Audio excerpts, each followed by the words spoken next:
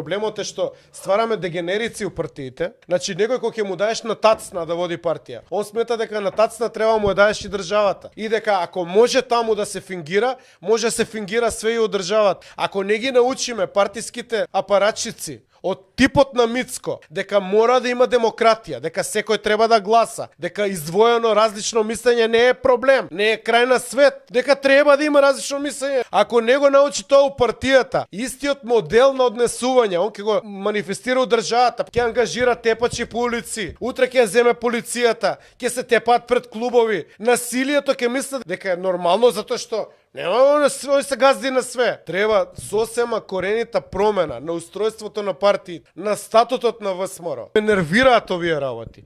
Ме нервира тоа све кој ќе помислам низ какви негативни фази поминува, као една негативна спирала ја ВМРО надоли иде цело време.